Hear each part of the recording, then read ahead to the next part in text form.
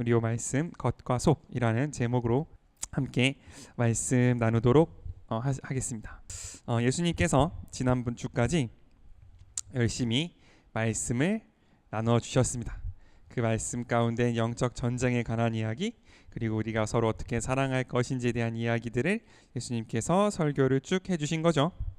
예수님께서 쭉 설교를 하시니까 어떤 일이 일어났냐면 한 바리새파 사람이 함께 식사를 하자고 예수님을 초대했습니다.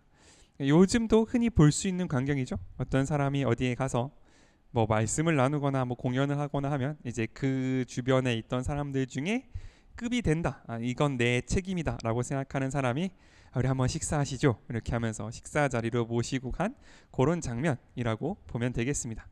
그러니까 이 예수님 당시나 지금이나 사람이 사람을 대하는 건 그렇게 크게 바뀐 게 없다라는 걸 우리는 또 이 말씀을 향해서 볼 수 있는데, 어쨌든 그래서 예수님께서 식사하자고 초대를 하셔서 예수님이 거기에 응하셨습니다.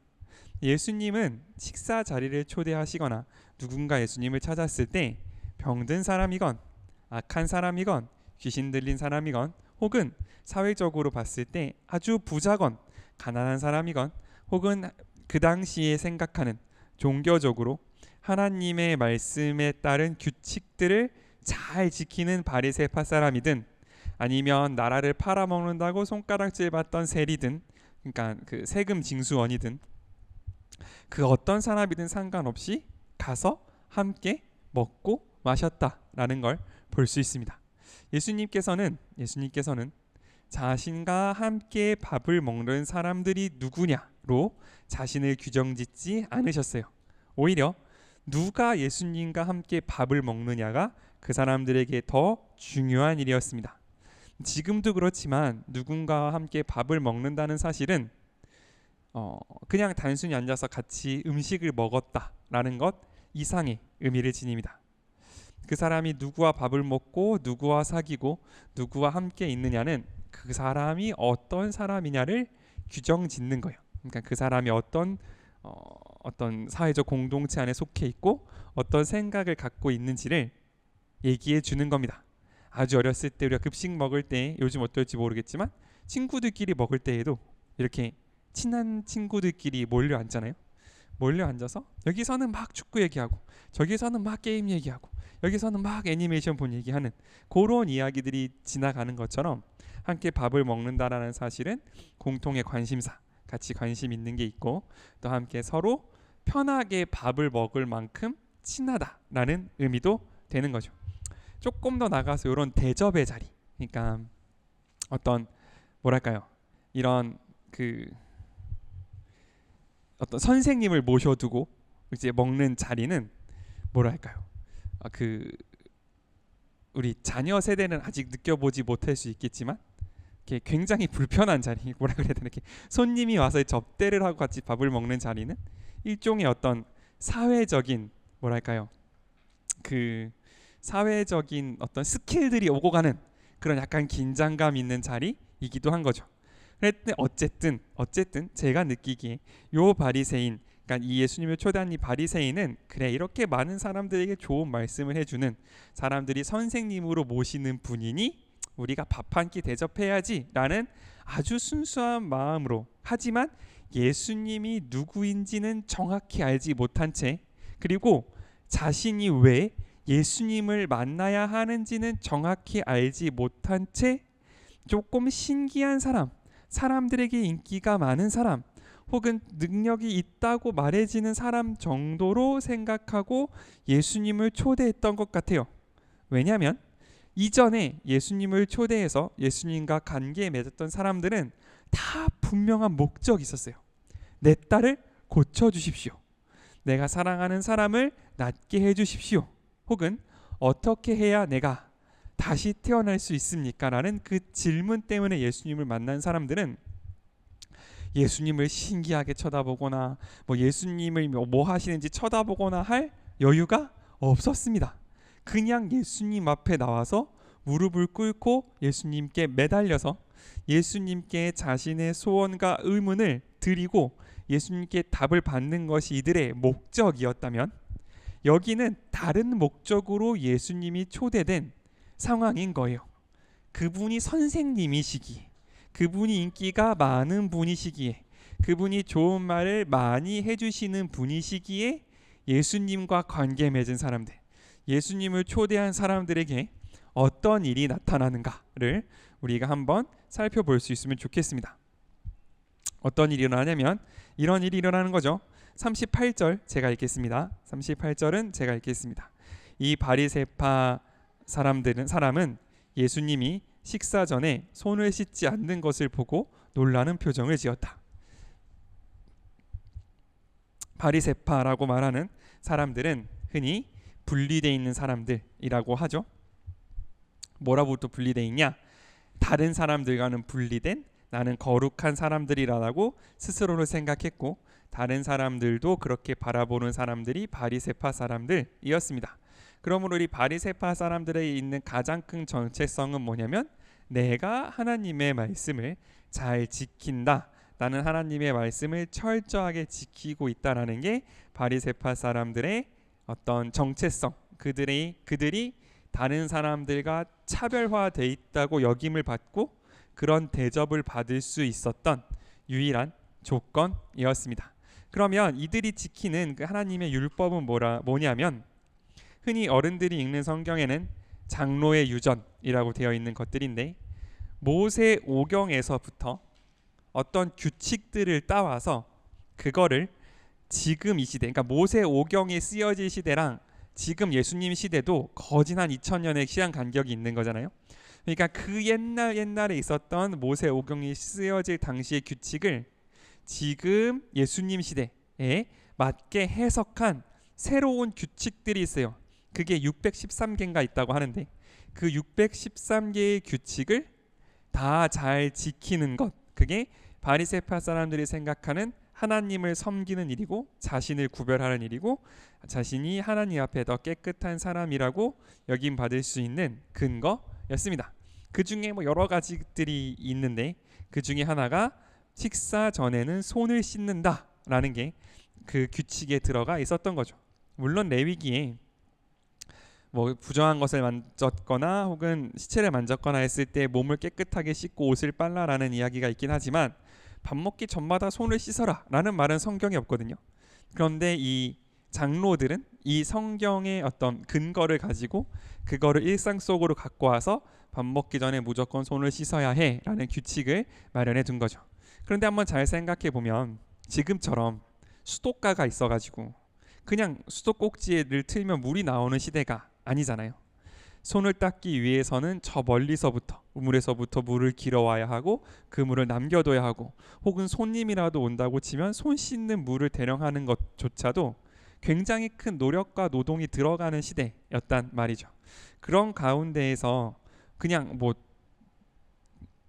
일반적으로 말하는 가난한 사람들, 방금 일하다 온 사람들은 손 씻을 여유 혹은 그 물을 준비할 수 없어서 그냥 밥을 먹는 경우가 굉장히 많았고 그에 비해 바리새인들은 그 물을 내가 준비할 수 있는 여유가 있기 때문에 나는 손을 씻으면서 나는 이렇게 깨끗하게 하나님의 말씀을 지키는 사람이라는 어떤 자부심을 갖고 있었던 거죠.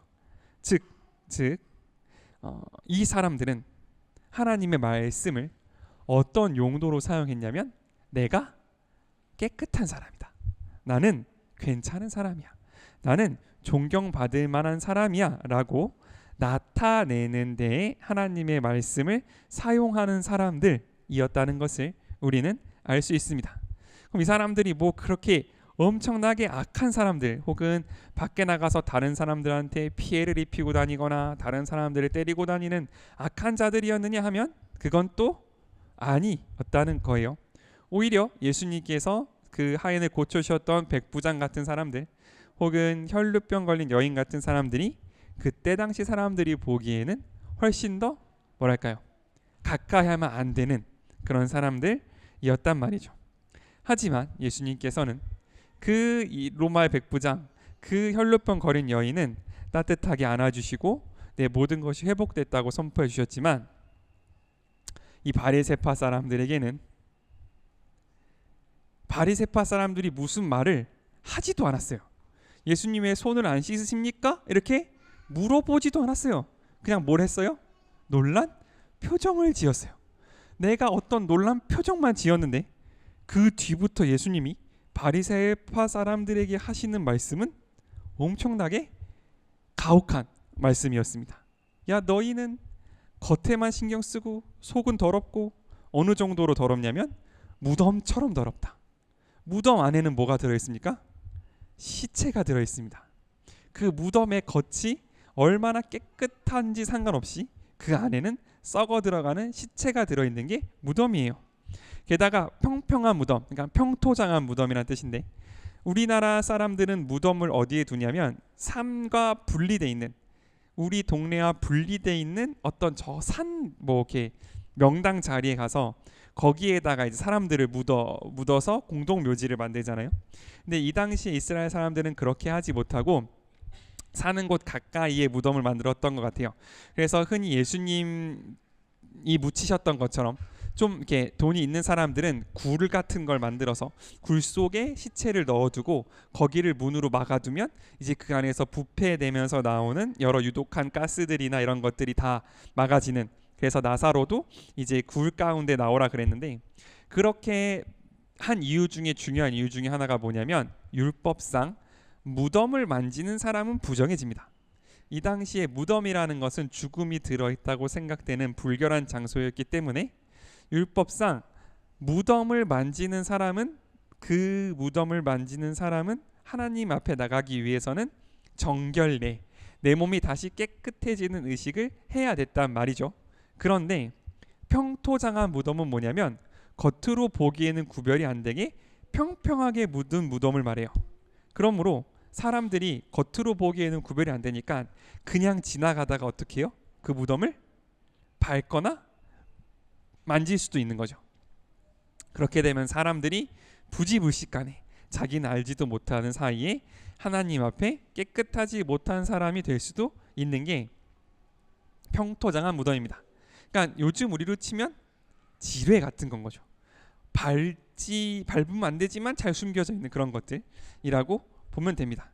그러니까 예수님은 바리새파 사람들에게 비판을 하셨는데 그냥 한 정도가 아니라, 야, 너희는 닿기만 하면 사람들이 불결해지는 아주 더러운 것들이야, 이렇게 바리새파 사람들을 비판하셨다는 것을 볼 수 있습니다.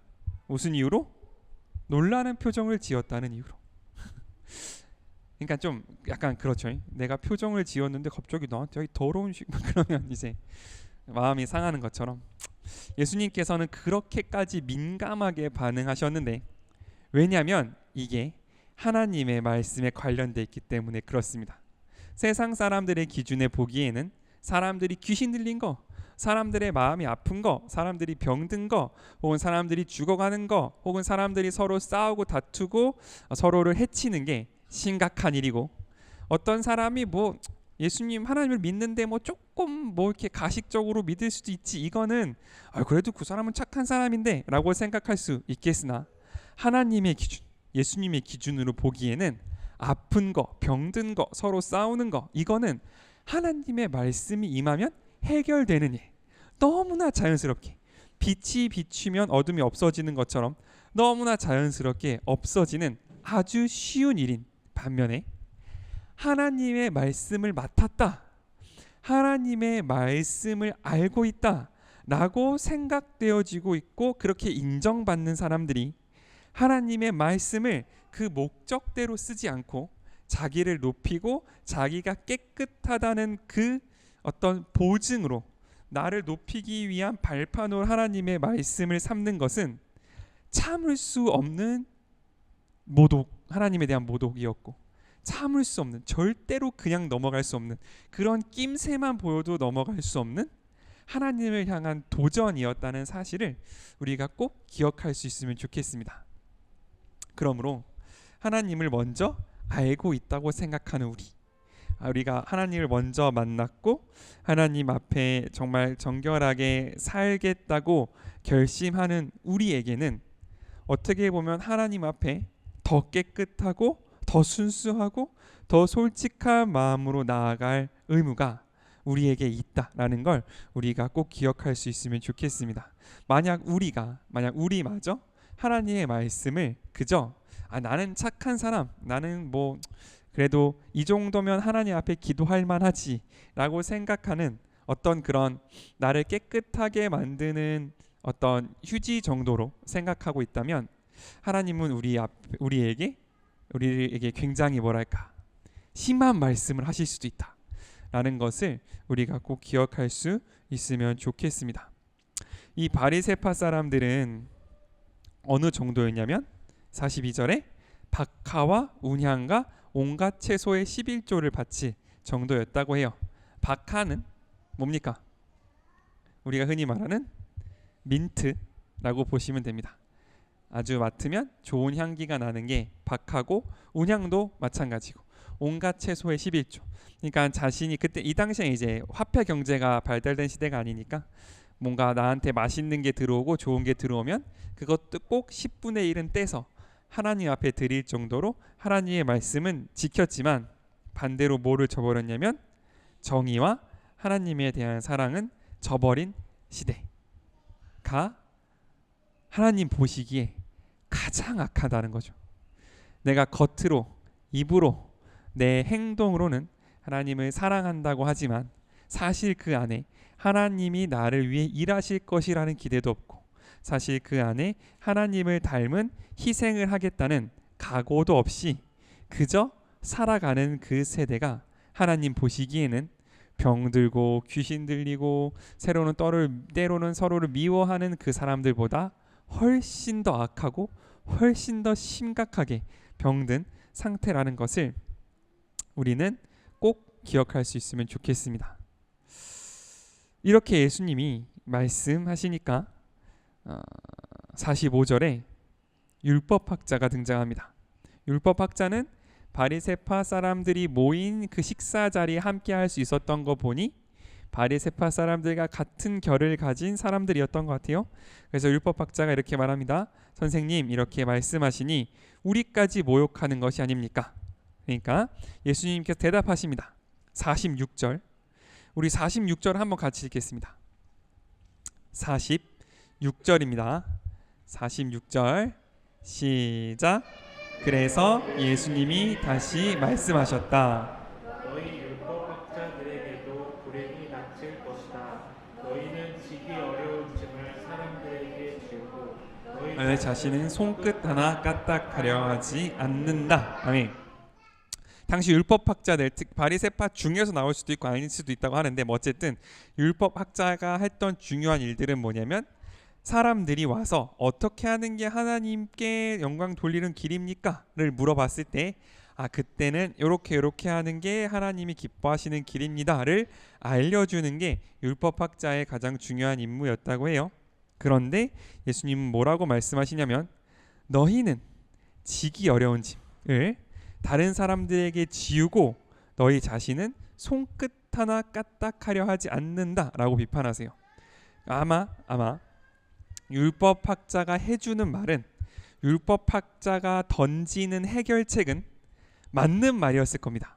구약 기준으로 봤을 때도 그렇고 그 당시 상황에도 그렇고 그들이 던지는 말은 그러니까 예수님을 잘 모르는 혹은 정말 어려움을 겪고 있는 사람들에게 던져주는 해결책은 맞는 말이었을 거예요. 왜냐하면 이들은 율법을 전문적으로 연구하는 사람들이었고 그것으로 자신의 어떤 사회적인 명성을 얻고 있는 사람들이었기 때문에 그럼에도 불구하고 예수님이 이렇게 비판하신 이유는 뭐냐면 답을 줄 뿐 그 답이 그 사람에게 어떤 의미로 다가올 것인지 그 사람이 이것을 할 수 있는지 혹은 어떻게 해야 무엇이 부족해서 이 사람이 하나님의 말씀을 따르는 것에 어려움을 겪고 있는지에 대해서는 아무런 관심도 없고 그저 자기가 가진 지식이 정확하다 이 지식만을 가지고 자신을 높이려는 사람들이었기 때문에 이 율법학자에 대해서 예수님께서는 엄청나게 비판을 하신 겁니다. 예수님은 어떻게 하셨냐면 하나님의 말씀을 선포하실 뿐만 아니라 아픈 사람들에게 다가가셔서 그들에게 손을 얹으셨고 손을 얹으실 뿐만 아니라 그분 자신이 십자가에 달려 돌아가심으로써 완벽하게 우리의 모든 아픔을 체휼하신, 우리의 모든 아픔을 경험하신 우리의 구세주가 되셨는데, 그러면 그 말씀을 가진 사람들은 어떻게 했어야 됐냐면, 예수님을 알고 싶어하는 사람들, 어떻게 하면 하나님을 기쁘시게 하는지 모르겠는 사람들에게 저 높은 곳에 앉아서 이렇게 하라고 말을 해주는 거, 그게 그들의 의무가 아니라 그들이 하나님을 따르지 못하는 그 원인에 대해서 함께 아파하고 공감하고 그것을 해결하기 위하여 자신의 것을 내어놓을 수 있는 것, 그게 하나님의 말씀을 가진 사람들의 어떤 의무였다는 사실을 예수님은 오늘 우리에게 말씀해 주시고 있는 거죠. 그러니까 흔히 이런 얘기 있잖아요. 어떤 사람이 물어봅니다. 내가 어떻게 하면 좋은 대학에 갈 수 있습니까? 그러니까 대답을 뭐라고 해요? 국영수 위주로 공부하고 복습을 철저히 하면 된다 라고 대답해 줬다고 칩시다. 그 대답이 틀린 대답이에요? 맞는 말이에요. 그렇게 공부하면 좋은 대학 갈 수 있어요. 그런데 얘가 지금 그걸 못하는 이유는 그걸 몰라서가 아니란 말이에요. 삶의 습관에 문제가 있을 수도 있고요, 공부법에 문제가 있을 수도 있고요, 혹은 건강상의 문제가 있을 수도 있고요, 혹은 이 아이의 가정 환경이 너무 어려울 수도 있고요. 그거에 관계없이 그냥 입에 바른 얘기, 맞는 얘기만 해주는 건 그 사람을 사랑하지 못하는 것뿐만 아니라 그 사람에게 오히려 죄책감을, 그 사람에게 오히려 하나님에 대한 오해를 심어줄 수도 있는, 정말 뭐랄까, 사람들에게 짐을 지우고 자기는 손 하나 까딱하지 않는 바로 그런 모습이라는 것을 우리가 기억할 수 있으면 좋겠습니다. 그래서 오늘 이 말씀은 예수님을 정말 뭐랄까요, 알고 있다고 생각하고 그분을 믿은 지 오래된 우리 어른들이 조금 더 뭔가 마음에 새겨야 하는 말씀인 것 같아요. 조금 더 두려움으로 받아줘야 되는 말씀인 것 같습니다. 예수님은 한 번도 겉으로 보기에 이 사람이 어떤 모습이기에 너는 나에게 합당하다라고 말씀하신 적이 없으셨습니다. 예수님이 죄인들을 받으실 때에는 아직 그 죄의 모습이 다 사라지기 전에 이미 그들을 용납하시고 받으신 것을 우리는 볼 수 있습니다. 우리는 흔히 예수님을 받아들이고 그 겉으로 보이는 모습이 보여야, 혹은 그 변화의 모습이 뭐랄까요, 있어야만이 하나님의 말씀이 능력이 있다는 증거로 생각하는 경향이 있는 것 같아요. 예를 들어 뭐 그냥 가장 단순하게는 예수님을 잘 믿었더니 뭐 자손이 잘 되거나 라든지, 혹은 뭐 그 정도까지 가지 않더라도 겉으로 보여지는 모습의 변화가 하나님의 말씀을 심는 것에 내 소망을 두는 것보다 우선하는 경우가 간혹 있는 것 같습니다. 하지만 예수님께서는 어떻게 하셨냐면, 겉으로 보기에 완벽한 모습인 바리새인들에게 어떤 희망이 있다는 조금의 힌트도 주지 않으셨어요. 너희가 뭐 좋긴 좋은데 이걸 좀 고쳐보지 않을래라고 하지 않으셨다고요. 이들은 완전히 처음부터 잘못되어 있었습니다. 반대로 여전히 죄인이었고 여전히 창녀였고 여전히 세리였던 그들에게는 이미 회복되었다고 선포해 주시는 분이 예수님이셨단 말이죠. 예수님은 둘 중 어느 곳에 더 소망을 두셨는가? 우리가 그것을 한번 두렵고 떨리는 마음으로 돌아볼 수 있었으면 좋겠습니다. 그래서 예수님께서 소망을 두신 그 방향, 예수님께서 더 다가가신 그 방향으로 우리의 삶이 한 걸음 한 걸음 더 나아갈 수 있는 우리가 될 수 있으면 좋겠습니다. 그런데 이 정말 근본부터 잘못되어 있다고 지적하신 이 바리새파 사람들이 깨끗하게 되는 경우가 있습니다. 이렇게 하면 깨끗해질 거다라고 말씀하신 게 있어요. 41절입니다. 우리 요거 읽고 요거에 대한 얘기가 마치고 싶은데 41절 한번 같이 읽도록 하겠습니다. 41절입니다. 시작. 너희가 가진 것을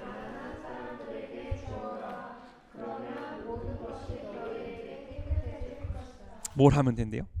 내 가진 것을 가난한 사람에게 주면 된대요. 예수님이 내놓으신 해결책은요, 뭘 더 알아야 한다거나 혹은 네가 더 뭔가 이 고행을, 그러니까 더 뭔가 더 엄격한 삶을 살아야 한다거나 혹은 네가 막 더 많이 뭔가를 해야 한다거나 하는 게 아니었어요. 뭐 하라고요? 내 가진 것을 다른 사람에게 나누라고요.